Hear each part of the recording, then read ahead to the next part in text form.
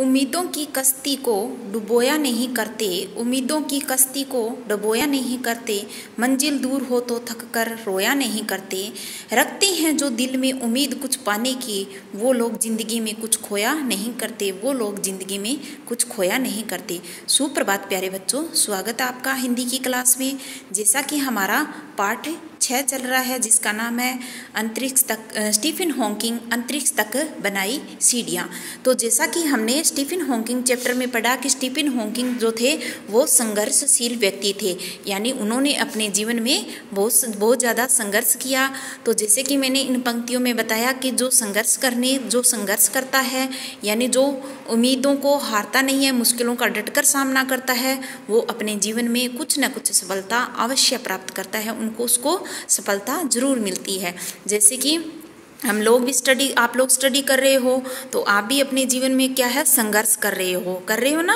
तो जैसे कि आपको पढ़ाया जाता है वो आप पढ़ते हो, उसको सीखने की कोशिश करते हो, एक बार नहीं आता है तो दूसरी बार करते हो, तीसरी बार नहीं आता तो 4 बार करते हो, उसको बार बार करने की कोशिश करते हो। इसी तरह क्या है स्टीफन हॉकिंग भी थे, जो उन्होंने भी क्या है अपने जीवन में बहुत संघर्ष किया। तो हमारा ये भाग तीसरा है इस चैप्टर का, तो हम इसका रीडिंग पार्ट कर रहे हैं। तो चलिए आगे स्टार्ट करते हैं इसका रीडिंग पार्ट।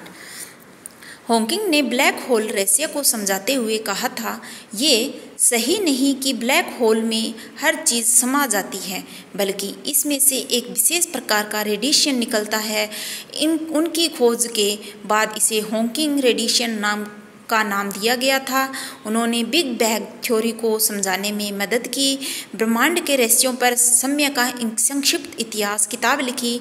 इस किताब ने आम जन को जटिल विज्ञान के रहस्य सरल भाषा में समझाई। ये किताब बहुत लोकप्रिय हुई। तो जो स्टीफन हॉकिंग थे उन्होंने क्या किया था, जो ब्लैक होल है, यानी जो आसमान में क्या है ब्लैक होल है, जो उसको क्या है उसके रहस्य को सुलझाया था। तो पुराने टाइम में क्या था, उस टाइम ये था कि जब ब्लैक होल के बारे में लोगों के मन में एक रहस्य था कि आसमान में कोई ऐसी चीज़ है जहाँ क्या है चीज़ें गायब हो जाती है, चीज़ें क्या है गायब हो जाती है, एक ऐसा स्थान है। तो सबके मन में क्या है ये एक रहस्य बना हुआ था, ऐसा क्या होता है, ऐसी क्या चीज़ है जो क्या है चीज़ों को गायब कर लेती है। तो स्टीफन हॉकिंग ने क्या है ब्लैक होल के रहस्य को सुलझाया था। उन्होंने बताया था कि यहाँ एक रेडिएशन है, रेडिएशन का मतलब होता है गुरुत्वाकर्षण शक्ति वाली एक ब्लैक होल क्या था, एक शक्तिशाली गुरुत्वाकर्षण बल, जिसमें क्या है बल होता है, जिससे क्या है वो चीज़ों को अपनी ओर खींचता है। जैसे कि पेड़ से सेब का गिरना क्या है गुरुत्वाकर्षण बल ही माना जाता है। तो उसी तरह क्या है स्टीफन हॉकिंग कहती हैं कि जो ब्लैक होल है वो क्या है उसी का एक रेडिएशन का ही एक पार्ट है। इसमें क्या है जब कोई भी चीज़ें उसके संपर्क में आती है तो वो क्या है अपनी तरफ खींच लेता है, जो ब्लैक होल होता है वो अपनी तरफ खींच लेता है, ऐसा उन्होंने बताया अपने तो उन्होंने कहा कि ये क्षेत्र ऐसा क्षेत्र है जिसमें खगोलीय वस्तु है जिसके खिंचाव से प्रकाश सहित, यानी उस जो ब्लैक होल है उसके अंदर क्या है प्रकाश भी चला जाता है, यानी जो सूर्य की किरणें हैं वो भी वहाँ समा जाती है। और उन्होंने ये भी बताया कि ब्लैक होल में जो चीज़ें हैं ये ज़रूरी नहीं है कि सारी चीज़ें समा जाती है, जो उसके संपर्क में आती है वो चीज़ें समा जाती है।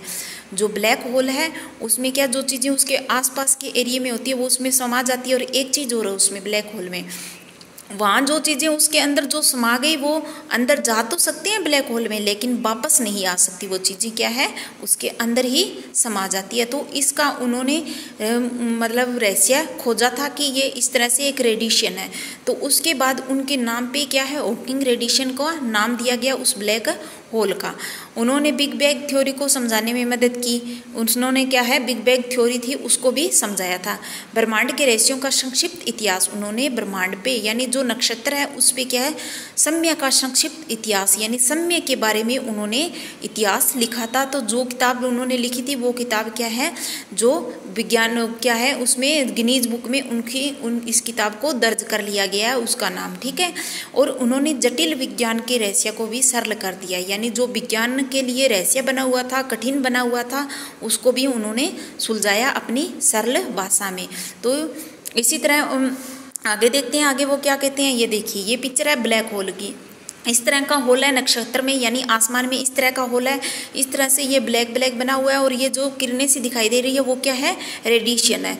तो इस रेडिएशन के जरिए, इस रेडिएशन के संपर्क में जो भी चीज़ें आती है वो इस ब्लैक होल के अंदर समा जाती है। उन्होंने इस तरीके से इसका रहस्य खोज निकाला था। आगे नेक्स्ट, अप्रैल 2007 में अंतरिक्ष एजेंसी नासा ने उन्हें सम्मान के तौर पर अटलांटिक समुद्र के ऊपर जीरो ग्रेविटी में 2 घंटे रहने का मौका दिया। और क्या है, अंतरिक्ष एजेंसी थी जो अंतरिक्ष एजेंसी जो नासा है, उन्होंने क्या है, उन्हें सम्मान के रूप में उन्हें सम्मान दिया था अप्रैल 2007 में। वो क्या है, अटलांटिक समुद्र के ऊपर जीरो ग्रेविटी, यानी जहाँ पर क्या है, हमेशा जो तापमान है वो क्या रहता है, जीरो रहता है, यानी शून्य तापमान रहता है। वहाँ पर उन्हें रहने का मौका दिया। कितने घंटे तक रुके वो, 2 घंटे तक। बाद में जब इस अनुभव की हॉकिंग ने तस्वीर देखी तो वे भावुक हो गए। जाहिर सी बात है, जब हमारे साथ कुछ अच्छी घटना होती है तो हम अपने आप को रोक के कई बार आंसू निकल जाते हैं ना, तो उसी तरह क्या है, हॉकिंग के भी आंसू निकल गए और वो भावुक हो गए। तो जैसे हमारे भी कई बार ऐसे होते हैं, खुशी में आंसू निकल जाते हैं और कुछ लोग ऐसे पूछते हैं कि क्या हुआ, किस लिए रोने लगे, तो वो क्या होते हैं, हमारी खुशी के आंसू होते हैं, यानी हम भावुक हो जाते हैं। तो उसी तरह हॉकिंग भी क्या है, भावुक हो गए अपनी तस्वीर को देखकर। 44 साल में मैं एक कदम नहीं चला। वो कहती हैं कि 44 साल तक मैं एक भी कदम नहीं चला, यानी वो क्या है, उनको क्या हो गया था, मोटर न्यूरॉन नाम की जो बीमारी हो गई थी, जिससे क्या वो व्हील चेयर का यूज करते थे, हमेशा व्हील चेयर पर रहे थे। तो वो उन 44 सालों में क्या है, बिल्कुल भी नहीं चल पाए। नासा ने एक झटके में मुझे परिंदा बना दिया। वो कहते हैं कि नासा जो है, अंतरिक्ष एजेंसी नासा है, उन्होंने मुझे परिंदा बना दिया, यानी पक्षी बना दिया, जिससे कि है मज़ा आ गया। वो कहते हैं कि मुझे मज़ा आ गया आज, तो काश मैं उड़ पाता। वो कहते हैं कि काश मैं उड़ पाता तो बहुत दूर चला जाता। वो कहते हैं कि अगर मैं उड़ पाता तो मैं बहुत दूर चला जाता। आगे ये देखिए, स्टीफन हॉकिंग है जो क्या है, वहाँ थे जो अटलांटिक जो है उसके जीरो ग्रेविटी में थे, उस टाइम की ये पिक्चर है। तो उन्होंने अपनी इस पिक्चर को देख के क्या है, वो भावुक हो गए थे। नेक्स्ट, जीरो ग्रेविटी में उनसे यह पूछने पर कि इस बीमारी की चपेट में रहने से आपको कैसा महसूस होता है, तो उन्हें जो वो जीरो ग्रेविटी में थे तब उनसे एक क्वेश्चन पूछा गया था कि आपको इस बीमारी में रहकर आपको कैसा फील हो रहा है।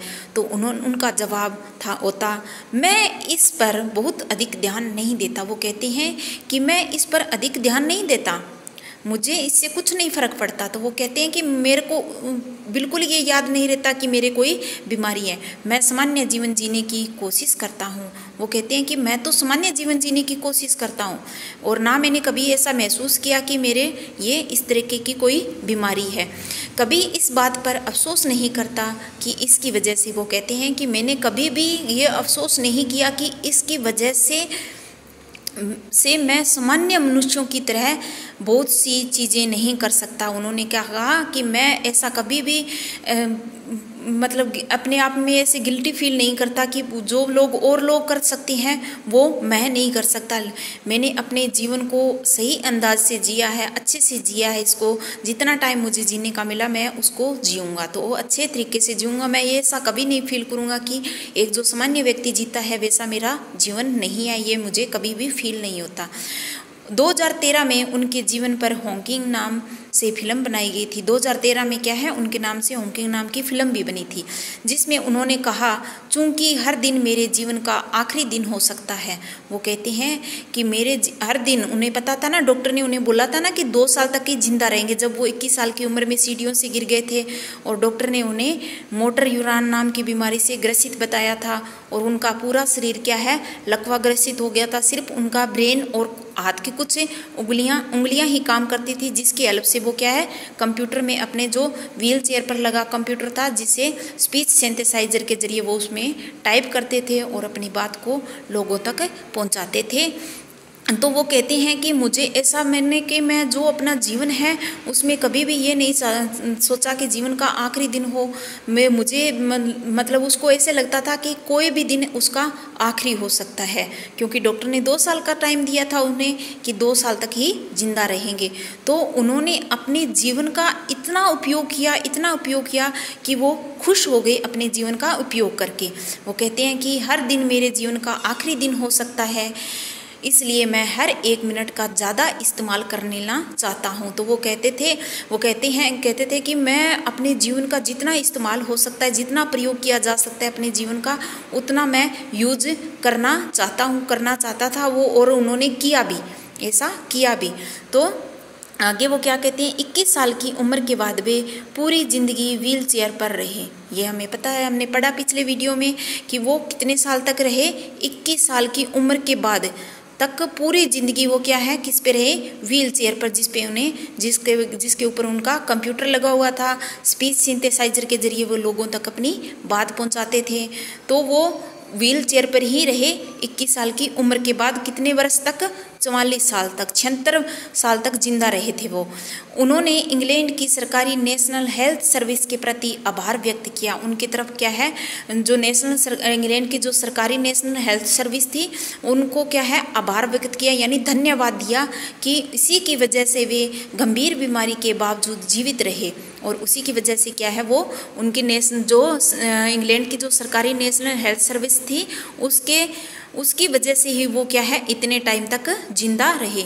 भौतिकी में योगदान के लिए उन्हें अमेरिका का सबसे उच्च नागरिक सम्मान दिया गया था। जो भौतिकी विज्ञान है, यानी भौतिकी विज्ञान में उन्हें अमेरिका का सबसे सर्वोच्च नागरिक सम्मान मिला था। उन्हें नोबेल नहीं मिल सका, उन्हें नोबेल पुरस्कार नहीं मिला, क्योंकि उनके ब्लैक होल सिद्धांत को साबित नहीं किया जा सका। उन्हें नोबेल पुरस्कार नहीं मिल सका क्योंकि उनका जो ब्लैक होल का जो सिद्धांत था, उसको सिद्धांत को साबित नहीं कर पाए वो। क्यों? उससे पहले ही उनकी डेथ हो गई थी, इसलिए उन्हें नोबेल पुरस्कार नहीं मिला। 14 मार्च को ब्रिटेन के चौदह मार्च को ब्रिटेन के कैम्ब्रिज स्थित घर में उनका निधन हो गया। कब में निधन हुआ उनका? 14 मार्च को ब्रिटेन के कैम्ब्रिज स्थित घर में उनका निधन हो गया, यानी उनकी मृत्यु हो गई थी। तो हम उनको नमन करते हैं, ऐसे महान वैज्ञानिक को, जिन्होंने क्या है, हमारे लिए इतना अपना कठिन पूर्ण जीवन होते हुए भी क्या है, उन्होंने हमारे लिए इन रहस्यों को खोला। तो अंत में मैं यही कहना चाहूँगी, परेशानियों से भागना आसान होता है, हर मुश्किल जिंदगी में एक इम्तिहान होता है। हिम्मत हारने वालों को कुछ नहीं मिलता जिंदगी में, मुश्किलों से लड़ने वालों के कदमों में ही तो जहां होता है। जैसा कि तो ये बात बिल्कुल सही भी है, जैसे कि स्टीफन हॉकिंग है, उन्होंने कभी भी अपनी परेशानियों से नहीं भागे, उन्होंने हर मुश्किल का डटकर सामना किया, तो इसी तरह क्या है, उनको सफलता मिली। तो हमें भी अपने जीवन में जो भी परेशानी आए उसका क्या है, हमें डटकर सामना करना है, अपने कष्टपूर्ण जीवन को भी हंसी खुशी जीना है। तो ये था हमारा चैप्टर, स्टीफन हॉकिंग ने अंतरिक्ष तक बनाई सीढ़ियाँ। आज हमारा ये रीडिंग पार्ट कंप्लीट हो चुका। नेक्स्ट वीडियो में हम इसके प्रश्न उत्तरों को करेंगे। तब तक के लिए जय हिंद, जय भारत।